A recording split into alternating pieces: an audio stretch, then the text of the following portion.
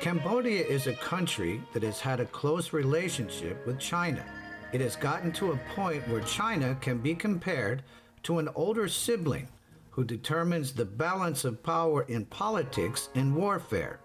both out in the open and behind the scenes. Cambodia serves China's interests by allowing Chinese traders to rest their maritime vessels before heading on to the Gulf of Thailand or in the direction of Singapore to travel the Malacca Strait. How did the old Chinese communities in Cambodia build settlements and trade districts? At a time when transportation options have diversified beyond shipping routes, how have the new Chinese settlers expanded their business avenues?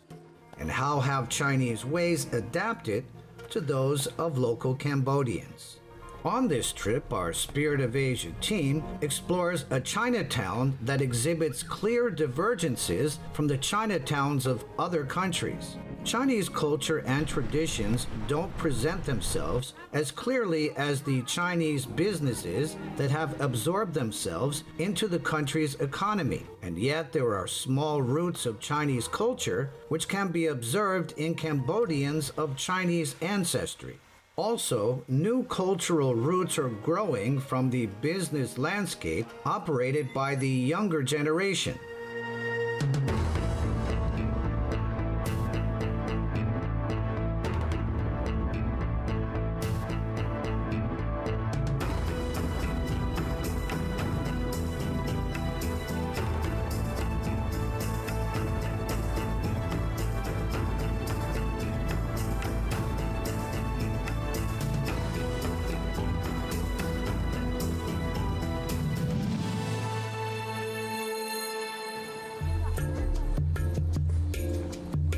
The power of the yuan in Cambodia.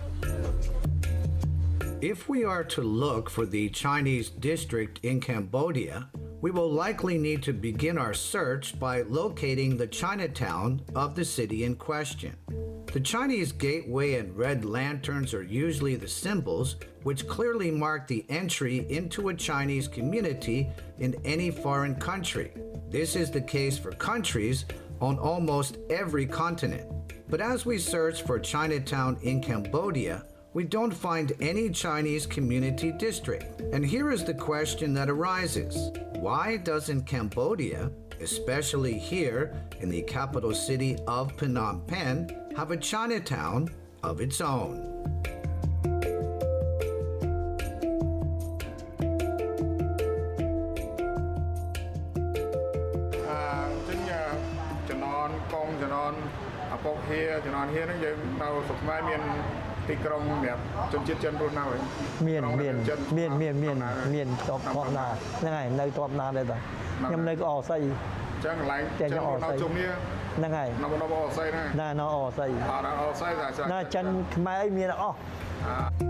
Dong Liang Hong, a Cambodian of Chinese ancestry, tells us there is no specific Chinese community known as Chinatown in Phnom Penh. The Chinese people here are spread out, and the government hasn't turned the Chinese community into a tourism zone because the Chinese have essentially been absorbed into local Cambodian society. It's interesting to see how the Chinese in Phnom Penh are distributed around the city. So the zone around Ororosai Market is the first location we explore to uncover the unique aspects of the Chinese community. ตอนนี้เราอยู่ในวัดเขียนเป็นภาษาบาลีเราเรียกชื่อวัดว่าประพตโคซาจาแต่สำหรับรูปประติมากรรมเราเห็นตรงนี้นะครับเป็นรูปร่างเป็นจีนอยู่นะฮะทำให้ชาวบ้านที่นี้เขาไม่ได้เรียกตามชื่อวัดเลยเขาเรียกว่าวัดเจนดอมได้เจนก็จีนดอมก็แปลว่าทำได้แปลว่าเลขก็เหมือนช่างทำเล็กอยู่ในบริเวณแถวนี้แล้วก็ชื่อสายจีนอยู่แถวนี้แล้วก็ทำเป็นรูปปั้นจีนเขาขึ้นมาเลยเราจะมีจีนอยู่กัมพูชามาตั้งแต่สมัยพระเจ้าชัยวรมันที่7ในคือศตวรรษ1181เป็นเวลาที่พระเจ้าแผ่นดินองค์ท่านขึ้นครองราชย์ที่อาณาจักรเมืองพระนครคื คือจังหวัดเสียมเรียบนะครับอย่างนั้นชื่อสายจีนไม่อยู่กัมพูชามานานเป็นพันปีได้ครับมันรู้ศิลปะในการทำของจีนมันไม่ได้ศิลปะกัมพูชาในครูประดับแต่งกายเท่าอะไรทั้งสิ้นทั้งใบหน้าครับใช่คิ้วทั้งหมดก็เป็นเหมือนคนจีนทำนะครับ Another form of evidence of early Chinese migration into Cambodia includes the oldest accounts of Chinese settlement dating back to the 13th century. In 1296, Zhou de Guan, a diplomat of the YUAN dynasty, arrived at Angkor. He documented the customs of Cambodia and the ways of life of the Chinese people in Angkor as the Chinese continuously migrated to Cambodia. Even after the fall of the Ming Dynasty in 1644, the Chinese army continued to support the migration of large numbers of refugees from Fujian and Guangdong. These refugees settled in Indochina, and most were men who would later go on to marry Cambodian women. ตลาดโอรุไซเนี่ยเชื้อสายจีนเยอะมากอยู่บริเวณแถวนั้นก่อนที่สมัยเขมรเข้ามาแต่สายจีนก็โดนเสียชีวิตเยอะพอสมควรเพราะว่าคนมีฐานะส่วนใหญ่เป็นคนจีนผิวขาวพวกเขมรแดงเขาไม่ให้ชีวิตเขารอดแล้วก็โดนฆ่ากันไปครับอย่างนั้นทีนี้ไปที่ตลาดโอรุไซก็ไม่ไกลเท่าไหร่จีนก็อยู่ในกรงส่วนใหญ่พวกจีนเนี่ยถ้ามาจากต่างประเทศรุ่นที่3ที่4อะไรก็แล้วแต่ถ้าไม่อยู่กัมพูชาส่วนใหญ่ก็อยู่เมืองหลวงแล้วในการทำธุรกิจการขายครับ From 1975 to 1979, which was the era of the Khmer Rouge, Cambodia was shut down. The leader, Pol Pot, adopted Mao Zedong's ideology, which was an indication of China's power over the Khmer Rouge. And yet the Chinese settlers suffered tremendous damage. Chinese people were hardworking. They had income. They had light-colored skin, and their hands were not rough. As far as the Khmer Rouge were concerned, these Chinese people were primary targets. We speak with Tong Liang Hong, who tells us about the Chinese heritage treasures that were needlessly destroyed by the Khmer Rouge. គ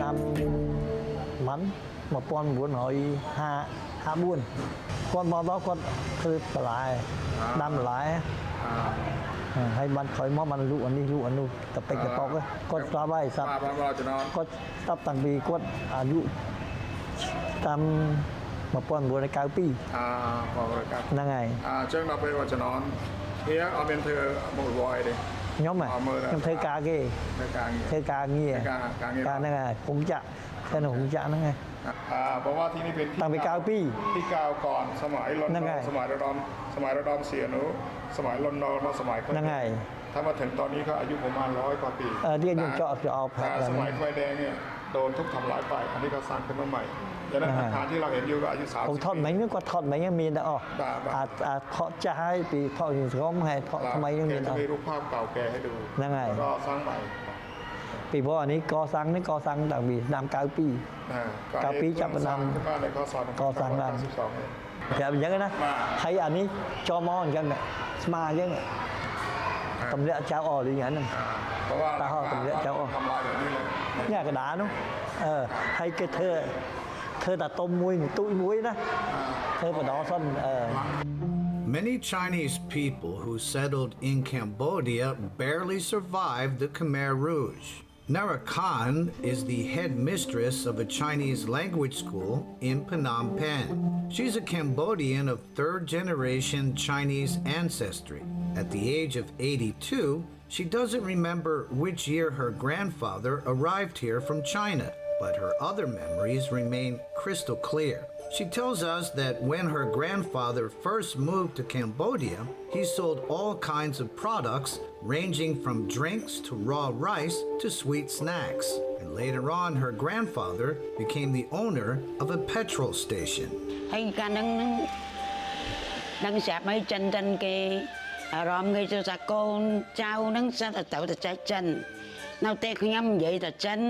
Có bàn tay má của nhâm á, có cái chỉ con cháu khmer má của nhâm á, con nhâm má bị sọc chân vô má của nhâm, má của nhâm vậy khmer, hay xịt tròn cái bánh á má của nhâm á, có nói so school, cha hay là cái những bị tôi tới nhâm trâu từ sả chân nè hay cái những sả chân cái hiện bên ngày ở bên đó cái lão hiện cái lang ngay dân người pe từ hiện mai đứa ăn lễ ở đây kiến là chân mong hay ba nhâm có bạc can nè ở thật ra chân ban này vậy cầm cất tiền. After she acquired Cambodian language skills, the headmistress pursued further studies at the Chinese language school. Then she became a teacher of Chinese language and traveled around to different provinces to conduct her teaching work. ในสมัยมาคือครูเรียนนักเรียนจนจรานโดยปัจจุบันนี้จรานปีสังคมสระจันจรานแจ้งอันนั้นจรานแจ้งอันเราอันตันการสังเกตมั้ยจรานหน้ากบถ้ากบซอกกบไข่สระจันปิงตะปิงใด During the Khmer Rouge era, wealthy Chinese people who were educated and had third language skills were among the most targeted victims. The Khmer Rouge didn't want this class of Chinese people to remain alive, and because of this, many Chinese language schools had to close down. The headmistress survived because she wasn't living in Phnom Penh at the time, but her home in Phnom Penh was completely destroyed. Even her household items and pictures were burned down. As for YUAN, the headmistress's son, he had to stop learning Chinese altogether. ចឹងឪពុកម្ដាយជាគ្រូបរិញ្ញាបត្រភាសាចិនចាហៀចេះចិនបានដោយឪពុកម្ដាយធ្វើគ្រូបរិញ្ញាបត្រហ្នឹងខ្ញុំចេះបានខ្លះព្រោះរៀនបានតិចទេបាទវ័យជំនាន់នោះមកគិតជាអាយុទៅរៀនបានតិចសុកទេសវាអត់ណោតផលបាទអត់បានចូលសាលាដូចគេដូចឯងទេបាទកាលហ្នឹងក៏គេមិនតន់ជាទលំទលាយគេអត់មានតន់ប្រើភាសាចិនទលំទលាយបែកមកភ្លាមជំនាន់នោះគឺគេអត់តន់ជារដ្ឋាភិបាលហ្នឹងអត់មានតន់បើកសាលាអត់តន់អនុញ្ញាតឲ្យមានបើកសាលាចិនមានតែដូចថាយើងគួរក្រៅម៉ោងឆ្លៀតក្រៅម៉ោងណាបង YUAN can still speak and interpret Chinese language, but he cannot write Chinese characters. He's been selling coffee for many decades now and hasn't worked in areas relating to language. YUAN learned how to make delicious coffee from his father, who was taught by YUAN's maternal grandfather, and he combined these inherited skills with his own experiences in the trade. The result is the popular selling coffee that he still prepares today. YUAN tells us that his father was also a Cambodian of Chinese ancestry, and he was also a Chinese language teacher, just like his mother. រងឯកូនហៀទាំង3នាក់ហ្នឹងរៀនភាសាចិនហើយបានធ្វើការជាមួយក្រុមហ៊ុនចិនទេរងឯចិនតែមិនបានចេញធ្វើការមួយបានការងារមួយហើយក្រៅពីហ្នឹងនៅទទួលបន្ទុករៀន12នាក់ទៀតទៅបាទមួយម៉ាបាទនៅសាលារបស់ម៉ាដែលគាត់ធ្វើការអញ្ចឹងទាំងកូនទាំង3នាក់រៀននៅសាលាហ្នឹងទាំងអស់បាទបើយើងភាសាចិនរបស់យើងអាចស្ដាប់បានទាំងអស់បាទអាចទៅជាអ្នកបកប្រែបានអីទេទៅស្ដាប់ហ្នឹងយើងអាចបានបាទយើងអាចស្ដាប់បានយើងអាចនិយាយបានក៏ដូចជាបកប្រែបានក៏ថាយើងមិនអាចទៅជាលក្ខណៈការទូតក៏ដូចជាប្រភេទគេថ្នាក់ជាន់ខ្ពស់កិច្ចប្រជុំធំៗអីអាហ្នឹងយើងអត់កើតទេយើងបានទៅទៅអ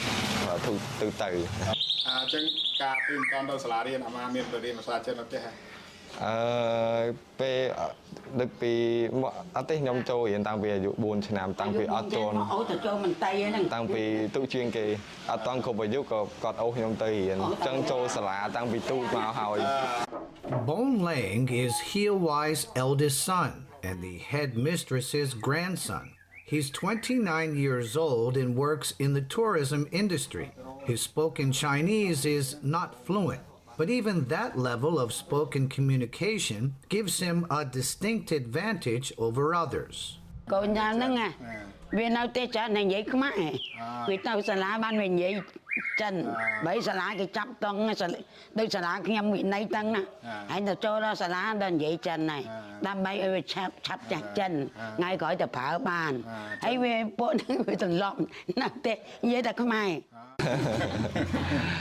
ជាត្រឡប់ផងហើយក៏តើដោយសារនិយាយទៅវាអត់ទៅណាក្រៅពីត្រឡប់ដោយសារម៉ាក់ប៉ាគាត់អត់សូវនិយាយចិនបើថានិយាយចិនទាំងអស់គ្នាអាហ្នឹងចិនទាំងអស់គ្នាដែរ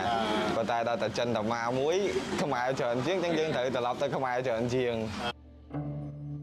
Different generations have had different experiences when it comes to the societal reception of being Chinese. During the headmistress's generation, teaching and learning Chinese in schools was a popular trend. But during the generation of YUAN, who is the headmistress's son, Chinese people who were multilingual fell into extreme hardship, and Chinese language schools had to close down. Anh vậy bị sả ra riêng chân đó á, anh nói đời về dân tranh vẽ bơ mà căn nắng về ở tân miền sả ra chân đây, con đã tham miền cũ bằng viên cua tao tiền chẳng đó, ta mà con bố nội cao bí, sả má công chân thâm đó á, cái bằng cao cái sả má công chân nào Phnom Penh យើងចាអញ្ចឹងគេសំខាងសម្ដេចជាសិមហ្នឹងកាលហ្នឹងគាត់នៅដូចថាចង់ឲ្យបង្កើតសាលានឹងចិនវិញបើអីសង្គ្រាមកើតមកជាង10ឆ្នាំ7-20ឆ្នាំអក្សរចិនហើយសាលាចិនអីអស់យើងហើយ The headmistress started her career as a Chinese language teacher and progressed to the position of deputy director. And in 2011, she became the headmistress of the school. តបងទៅ93បើកហ្នឹងប្រហែល600ជាងនេះទេសាលាមានតែមួយជុងនេះនេះtrong ngày bé sẽ là bé nè ấy coi mà chơi ở đi chậm ra đó bắn một đường co với nắng tại buồn buồn nè ở lối thời này cắt cái thời này cha buồn buồn nè nó nhầm sẽ là nhầm tao nói buồn trong ta cha ấy bí si đi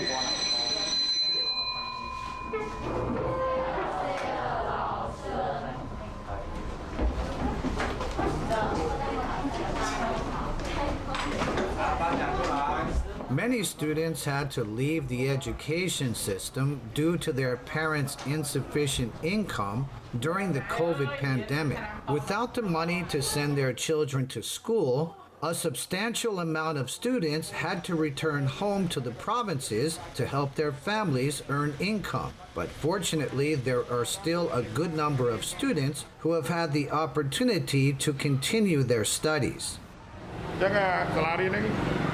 ធ្វើម៉េចពិសេសយ៉ាងណាខ្លះដែលឲ្យតាក់ទងចិត្តមួយមករៀននៅសាលានេះខ្ញុំគាត់ថាអ្នករៀននៅសាលាហ្នឹងគឺគាត់ការនិយាយលើដូចថាខ្ញុំរៀនចិនហ្នឹងគឺគាត់និយាយចិនគឺបានច្បាស់លាស់ល្អដល់ពេលអញ្ចឹងហើយក៏ខ្ញុំគាត់ថាអូសាលានេះខ្ញុំចង់រៀនសាលាហ្នឹងខ្ញុំចង់បង្កើតសម្លេងខ្ញុំឲ្យត្រូវតង់ចិននេះអញ្ចឹងណាពូចាអញ្ចឹងយើងចង់និយាយថាគ្រូបរិញ្ញាហ្នឹងសម្លេងគាត់ច្បាស់ហ្នឹងគាត់ជាគ្រូចិនផងគ្រូខ្មែរផងនៅសាលានេះឲ្យបរិញ្ញាតែខ្លះមួយរៀនហ្នឹងជាគ្រូចិនឬក៏គ្រូខ្មែរចាគឺបើថាតូចវិញពូថាតូចគឺគ្រូខ្មែរគាត់បរិញ្ញាតែគាត់និយាយចិនឲ្យយើងដល់ពេលចាប់ពីថ្នាក់ទី5ទី6ទៅគឺអាចនឹងមានគ្រូចិនគាត់បរិញ្ញាយើងចាភាសាចិនគឺបានច្រើនយើងអាចចូលទៅធ្វើការងារជាមួយក្រុមហ៊ុនចិនឬមួយក៏យើងអាចទៅជាពិសេសបរិញ្ញាគេគឺបកប្រែឲ្យគេអញ្ចឹងក៏បានដែរពូ The changing times have seen Cambodians accommodate the Chinese on a fast-growing level. The younger generation of Chinese choose to work in the restaurant business or run shops in the Orosai Market District, which was once an old Chinese settlement. Mi Gung comes from the Chinese province of Shandong. She's been running a restaurant in this market zone for about 3 years now. 因为我的老公在这边，然后就过来这边发展了。再一个是我们也很喜欢本地就是柬埔寨的文化。他们俩是分工是不一样的，一个负责烧烤，一个负责炒菜，他们两个互相配合。The raw materials, both meat and vegetables, can be purchased in the city of Sihanoukville, also known as Kampong Som, here in Cambodia. Some of the produce is delivered from the markets in Phnom Penh, while Chinese seasoning ingredients like mala are imported directly from China.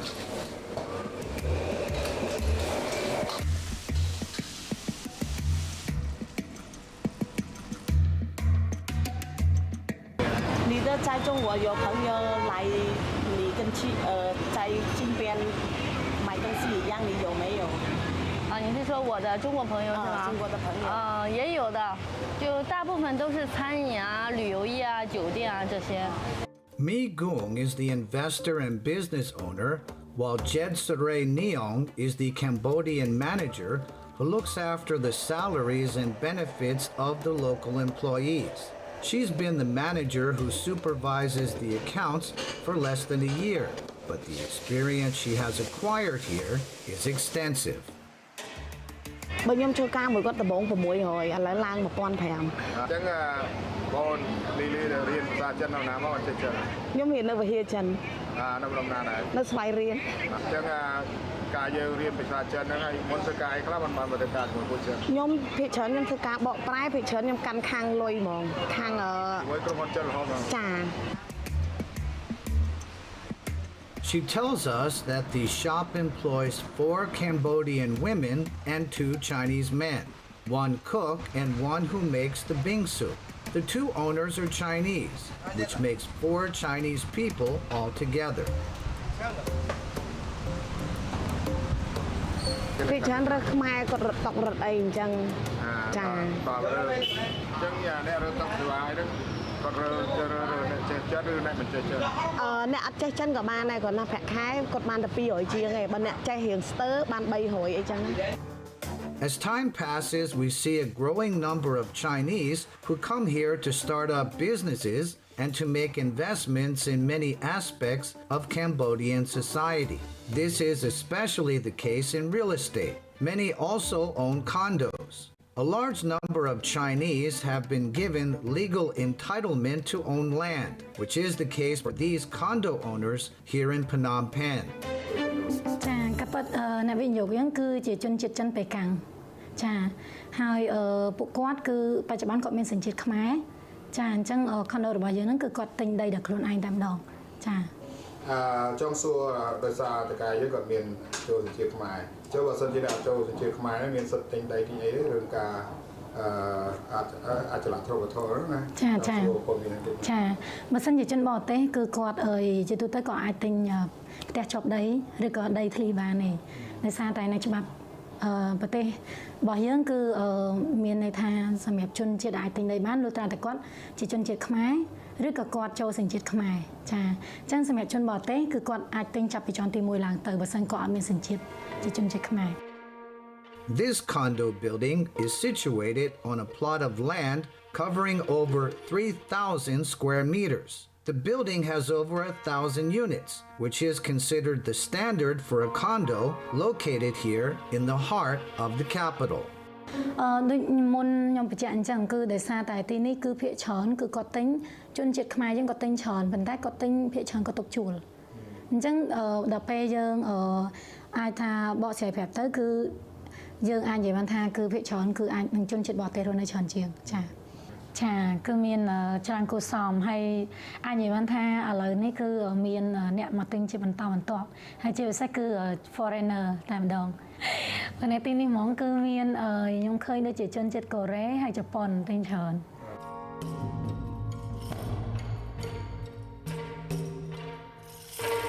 In addition to the Chinese owners and investors, all of the workers at the construction site are also Chinese. Consequently, the designers of the rooms are Chinese, and Chinese items have been imported to use in interior decoration, and the logo indicates sponsorship by citizens of mainland China.